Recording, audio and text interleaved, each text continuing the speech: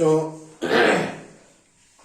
मैं विराम फिजिक्स की क्लास 11th में आज आंकिक प्रश्न पर चर्चा करेंगे जो चैप्टर है गति के नियम। लेकिन बुक होगी एनसीईआरटी की, यानी सीईआरटी बुक से बताएंगे। और प्रॉब्लम नंबर एनसीईआरटी बुक को बेटा खोल लीजिएगा। वो प्रॉब्लम नंबर होगा 5.8, क्वेश्चन नंबर जो होगा 5.8। बहुत ही अच्छा न्यूमेरिकल है। बात अच्छे न्यूमेरिकल की नहीं, इसका कंसेप्ट सीखिएगा। आइए पहले हम सवाल को पढ़ते हैं। 36 किलोमीटर प्रति घंटा की चाल से गतिमान किसी ऑटो रिक्शा का चालक सड़क के बीच एक बच्चे को खड़ा देखकर अपने वाहन को ठीक 4 सेकंड में रोककर उस बच्चे को बचा लेता है। क्या बहादुर चालक है बेटा। यदि ऑटो रिक्शा बच्चे के ठीक निकट रुकता है तो वाहन पर लगा मंदन बल क्या होगा। ऑटो तथा चालक की संहिताएं माने द्रव्यमान से मतलब होता है 400 किलोग्राम तथा चालक का जो द्रव्यमान हो 65 किलोग्राम है। ओके बेटा। एक ही सादे सब सदे, सब सादे सब जाए, एक कहावत है प्यारे बच्चों। एक प्रॉब्लम हम सिखा रहे हैं, एक ही सादे सब सदे, एक को अच्छी तरह सीखिए। सब सादे सब जाए कि आज हम बहुत अधिक न्यूमेरिकल लगा लिए, उससे नहीं मतलब है। एक को सादे अच्छी तरह से सीखिए। इस सवाल में क्या है बेटा, तो पहले हम बताएं आपसे सवाल लगने का जो मेथड है, मौलिक नियम है, जो मीडियम बच्चे हैं जिनको न्यूमेरिकल कम समझ में आता उनके लिए। पहले तो सवाल को ध्यान से पढ़िए, क्वेश्चन को ध्यान से पढ़ लिया, फिर दिया गया लिखिए, तो अपने आप उस वही न्यूमेरिकल आपको रास्ता दिखाएगा। जैसे इस सवाल में है क्या है, ऑटो जो रिक्शा है उसकी चाल, प्रारंभिक चाल है 36 किलोमीटर प्रति घंटा। और आपको हम कई सवालों में सिखाए हैं कि आप एमकेएस पद्धति में, एसआई पद्धति में ही आप फिजिक्स का जो आंसर लिखा जाता है, अर्थात सवाल हल करते समय सभी यूनिट को एमकेएस पद्धति में अर्थात एसआई पद्धति में कर लेते हैं। तो इसी हिसाब से करिएगा। तो किलो एक माने 1 किलोमीटर 1000 मीटर बटा 1 घंटे में 60, इसको हल कर दिए, 5/18 आता है। और 18 दूनी 36 कर दिए, 10 मीटर पर सेकंड आ गया। और जो रुक रहा है वो 4 सेकंड के लिए दिया है बेटा।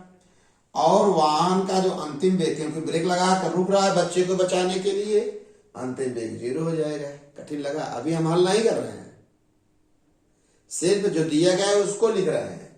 और क्या दिया गया, ऑटो रिक्शा का संहिता मतलब द्रव्यमान M1 हम मान लिए दिया गया है 400 किलोग्राम। चालक का द्रव्यमान या संहिता दिया है M2 65 हो गए। अब गति के प्रथम समीकरण जो V बराबर है U + AT से आप ब्रेक जब लगाता है तो कितना मंदन होगा, इसी सूत्र से ये सूत्र निकाल दे लीजिए, इस फार्मूला कर लीजिए। तो ये क्या अंतिम वेग 0 कर दिए, U दिया है, ये आ गया। जो मंदन आया, मंदन तो माइनस होता ही है, 2.5 मीटर पर सेकंड स्क्वायर आ गया। अच्छी बात। जो प्रॉब्लम पूछ रहा है, क्या प्रॉब्लम बेटा आपके सवाल में जो प्रॉब्लम पूछ रहा है, वाहन पर लगा औसत मंदन बल। वाहन मतलब पूरा माने चालक और ऑटो का कुल द्रव्यमान मिलाकर क्या कहते हैं, वाहन। क्योंकि चालक के बिना ऑटो चल नहीं सकता। वाहन माने कुल द्रव्यमान, अर्थात कुल द्रव्यमान हम लिख दिए, वाहन का कुल द्रव्यमान। चाहे तो आप लिख सकते हैं M बराबर M1 + M2, इसको दोनों को लिख के जोड़ दिए प्यारे बच्चों। अब वाहन पर लगा मंदन बल, यहाँ भाषा लिख सकते हैं। क्या लिख सकते हो कि वाहन का कुल द्रव्यमान, तो वाहन पर लगा मंदन बल क्या होगा, यह बराबर M में न्यूटन के गति विषय 1, 2, 3 नियम से प्यारे बच्चों। वैल्यू रख दिए। तो जो प्रश्न कर रहा है, वाहन पर लगा औसत मंदन बल कितना होगा बेटा, -1100 गुणा कर लो 1162.5 न्यूटन। हो गया, बहुत सरल है। क्योंकि आपने जो दिया गया उसको आसानी से जब लिख लिए तो मंदन के इस फार्मूले से हल कर लिए तो आपको बहुत सरल लग रहा है।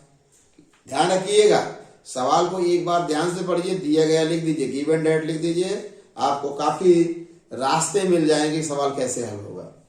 फिर कह रहा है जिस समय ब्रेक लगाया, कौन? ऑटो रिक्शा चालक, किसको? बच्चों को बचाने के लिए। उस समय माना बच्चा जो की दूरी कितनी थी? यस। किससे? उस ऑटो से। जब ब्रेक लगाया वो तो उस समय बच्चे की दूरी कितनी थी? यस थी। कहां? ऑटो से। तब गति के तृतीय नियम लगा लीजिए। क्यों?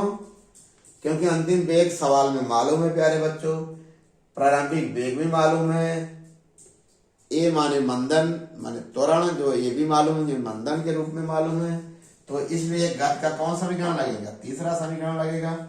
इसकी वैल्यू हम रख दिए, इसकी वैल्यू रख दिए तो क्या हुआ? अंतिम वेग 0 है, u का मान कितना है? 10, 10 का स्क्वायर हो जाएगा +2 इंटू ए का मान यहाँ ऑलरेडी निकाल चुके हो। यस पूछ रहा है, यस है बेटा, इसको 5 मत समझिएगा, ठीक। अब ए माइनस है तो इसको 2 गुणा कर दो, 2 का गुणा करोगे तो कितना आ जाएगा? 5 आ जाएगा। ये हो गया माइनस होगा, ये एक स्टेप चाहे तो बढ़ा लो, 10 में 100 -5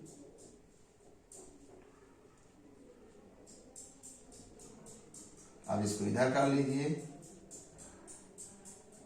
5s बराबर 100, s बराबर 100/5, इससे काट दीजिए, क्या जाएगा? 20 मीटर। बहुत ही सरल भाषा में और आपको समझाए हैं, एक्सप्लेन किए हैं, आपको समझ में आ गया है। यह सवाल आपको अच्छी तरह समझ में आ गया तो निश्चित रूप से आप 4 सवाल 5 सवाल स्वतः लगाएं, क्योंकि मेरा स्टेटमेंट था एक ही साधे सब सदे।